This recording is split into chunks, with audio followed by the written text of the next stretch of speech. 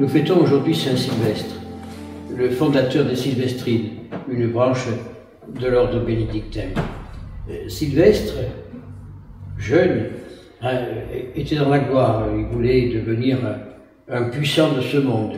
Puis, il a un oncle qu'il aime beaucoup, qui meurt, et il va à l'enterrement, mais à l'époque, il n'y avait pas les cercueils comme aujourd'hui, c'était un petit peu différent. Et quand il voit le cadavre de cet homme qu'il aimait beaucoup, en mauvais état, il a dit, mais ça c'est la fille de demain. Et il a complètement changé de vie, il rentre chez les bénédictins et fonde par la suite l'ordre Sylvestrine.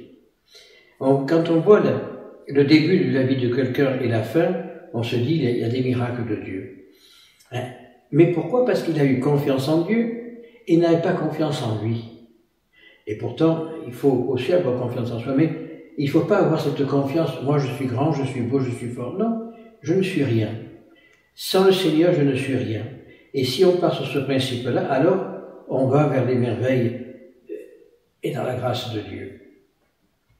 Si aujourd'hui tout va mal, c'est parce qu'on a confiance en l'homme, on n'a plus confiance en Dieu. Et quand on voit tout ce qui se passe dans ce monde, le monde a tellement confiance à l'homme, l'homme, les droits de l'homme et tout ce qui s'ensuit, qu'on oublie Dieu. Alors on détruit les églises, qui sont la maison de Dieu, on enlève les calvaires des chemins parce que soi-disant ça dérange les voitures sur la route, on interdit les processions parce que ça dérange la circulation, etc., etc.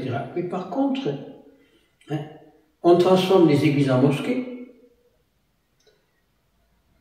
Le vendredi, dans les rues de Paris, il y a des rues entières qui sont bloquées parce que ces braves gens prient leur Dieu, leur faux Dieu, dans la rue, personne ne dit rien. Tout ça parce que l'homme a cherché la gloire de l'homme et on oublie Dieu. Alors on veut faire plaisir à tout le monde, mais on ne peut pas faire plaisir à tout le monde. Parce que quand on fait plaisir au monde, on déplaît à Dieu. Alors qu'est-ce qu'on doit chercher, nous? La gloire de Dieu ou la gloire de l'homme? Et même au Vatican, à l'heure actuelle, qui devrait être le centre de la chrétienté, le centre où devrait découler la vérité, eh bien, on fait la même chose. Donc, une église de Rome est transformée en mosquée, on permet beaucoup de choses. Les discours de celui qui devrait être le rassembleur de la foi sont des discours politiques. Et il dit lui-même, moi je suis un pape politique, je ne suis pas un pape spirituel.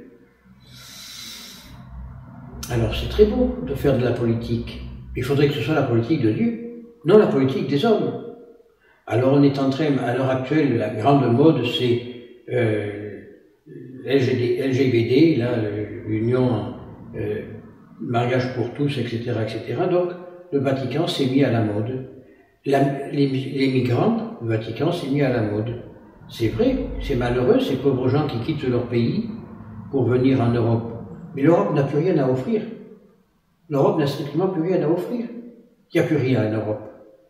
Nous sommes nous-mêmes devenus colonisés par des puissances étrangères. L'Europe est morte. L'Europe est morte parce qu'elle a mis Dieu à la porte. L'Europe est morte parce qu'elle a oublié son Dieu. Alors oui, on fait... Il n'y a pas un jour où il n'y a pas un sacrilège dans une église. Il n'y a pas un jour où on ne met pas le feu dans une église. On n'en parle pas. On n'en parle pas. Parce que ce sont des chiens de chrétiens.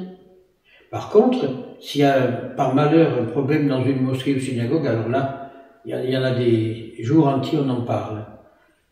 On a oublié que la France était chrétienne, on a oublié que l'Europe était chrétienne. Les racines de l'Europe, c'est le christianisme. Dès le début de l'ère chrétienne, le christianisme a envahi toute l'Europe. Enfin, l'Empire romain. Quand on sait qu'en France, je l'ai peut-être déjà dit, je me répète, en France, il y avait une religion très forte, qui était la religion celtique, avec les druides où on montait sur les arbres pour couper du gui, et on faisait des concoctions pour aider les gens dans certaines maladies. Et il fallait une serpette d'or, il fallait une quantité de choses. Et ce sont les druides qui étaient des prêtres. Mais ces druides prêchaient aussi une chose, qu'il allait venir un enfant né d'une vierge qui allait empêcher le ciel de tomber sur la terre. Et quand les trois Maries et Saint-Lazare ont abouti sur le sol de France, à Marseille, ben, ils ont annoncé qu'une vierge avait conçu un fils, qui était le fils de Dieu, et c'est rentré comme une lettre à la poste dans le monde gaulois, gallo-romain de l'époque. Et le christianisme s'est répandu. Alors tous les sanctuaires que nous avons, les grands sanctuaires mariaux que nous avons, Notre-Dame Chartres, enfin d'autres lieux, au Puy, Notre-Dame du Puy, eh bien ce sont d'anciens sanctuaires gallo-romains où on adorait le Dieu qu'on ne connaissait pas pour empêcher le ciel de tomber sur la terre. Et c'est comme ça qu'on a transformé cette force de la France à une force chrétienne. Qu'est-ce qu'il en reste aujourd'hui? Plus rien. Saint-Omer, on a mis le feu à l'église. Pas très loin d'ici, l'église est devenue salle de concert. À Nancy, on a vendu 2 églises. Une église est devenue un nightclub, l'autre un restaurant. À Chartres, on a vendu 2 églises. À Montluçon, c'est devenu une mosquée. Qu'est-ce qu'il reste du christianisme? Tout ça parce qu'on a voulu, les chrétiens ont voulu se noyer dans la foule, ont voulu devenir comme les autres. Mais malheureusement, c'est fini. Et on a tout perdu. Alors, dans quelque temps, on va dire, ah, si j'avais su. Si j'avais su. Mais avec ici, on mettrait Paris en bouteille. La France est en train de se perdre. L'Europe est en train de se perdre, si ce n'est pas déjà fait. Et le monde va suivre. Et là, on revient à ce qu'on disait dimanche, il sort une quantité de sectes à droite et de gauche, justement pour essayer de maintenir une image de la chrétienté qui est une image fausse. Alors, prions Saint Sylvestre qui, dans son songe et dans la vision de son oncle qui était décédé, qu'il a vu la pourriture de l'humanité, demandons à ce que le Saint-Esprit souffle dans nos cœurs pour voir la pourriture du monde d'aujourd'hui et revenir à la vérité. Alors, ce que je n'arrive pas à comprendre, mais peut-être que mon esprit est obtus, peut-être que mon esprit est trop fermé, lorsqu'on voit qu'il n'y a plus de séminaristes dans l'Église moderne et que les communautés traditionnalistes sont pleines. Ça ne dérange pas l'Église, au contraire, le Vatican est en train de sabrer complètement la communauté Saint-Martin, le bon pasteur, le Christ roi. On leur interdit de célébrer la messe, on leur interdit d'avoir des séminaristes. Ce n'est pas pour autant que les séminaristes vont rejoindre les séminaires modernes. Lorsque des jeunes prêtres sur le diocèse de Paris portent la soutane, ils se font attraper par leur évêque, par leur archevêque. Ah non, mais c'est des vêtements de grand-mère. Non, non, c'est un signe. La soutane est un signe important. La soutane est un signe que nous sommes membres de l'Église. La soutane veut dire que nous sommes abandonnés, nous avons abandonné le monde pour nous abandonner en Dieu. C'est un signe important. Mais non, mais ça ne fait. On ne veut plus de signe extérieur. Donc, on enlève les croix des églises, on fait tout n'importe quoi, parce que, bon, on veut plus. On veut plus, on veut plus, on veut plus. On veut être dans le monde avec le monde. Lorsqu'on sait qu'à Paris, dans une église à Paris, on a marié 2 hommes entre eux, moi, on m'a toujours appris en théologie que le mariage c'était pour la procréation, ce n'était pas pour autre chose. Moi, je n'ai rien contre personne, ces braves gens, ils s'aiment, c'est pas à moi qu'ils ont des comptes à rendre, c'est à Dieu. Mais on ne peut pas les marier. Ou alors, en Pologne maintenant, jusqu'à présent, théologiquement parlant, le fœtus, lorsqu'il a été créé, il est vivant, c'est un être vivant. Donc si on avorte, on tue un être vivant.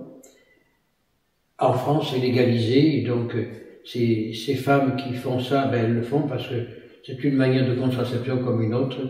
Après tout, c'est pas important pour elles. En Pologne, jusqu'à présent, c'était interdit. Maintenant, on dit, oui, mais enfin, le fœtus, il n'est pas encore né puisqu'il ne respire pas. Moi, je ne suis pas scientifique, mais il y a la vie. Il y a la vie.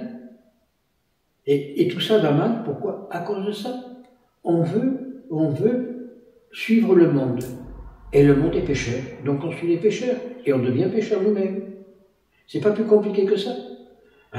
Tout ce qui se passe dans le monde d'aujourd'hui, c'est dans le péché. Et qui est le maître du péché? C'est le diable. Et là, on vient dans ce que disait Léon XIII. Léon XIII, il y a plus d'un siècle, il disait, dans quelque temps, le diable va régner sur le monde. Et le diable règne sur le monde. Hein? On voit que nos gouvernants, le peuple meurt de faim, les gouvernants font des banquets somptueux. On a reçu le roi d'Angleterre à Versailles, au château des rois de France, parce que nous avons un roitelet qui se prend pour le roi du monde, qui nous gouverne. On a fait faire une vaisselle spéciale.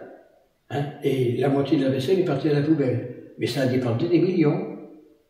Et lorsque le peuple est en train de crever de faim, il n'y a jamais eu tant de pauvreté en France que ces 10 dernières années.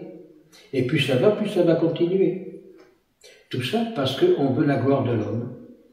L'homme se croit supérieur à Dieu, donc il veut imiter Dieu.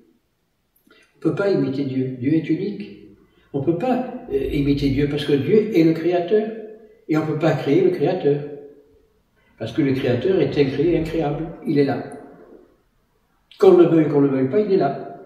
Et il est là pour nous guider, nous aider et nous faire vivre dans cette vie d'enfant de Dieu. Mais on n'en veut plus.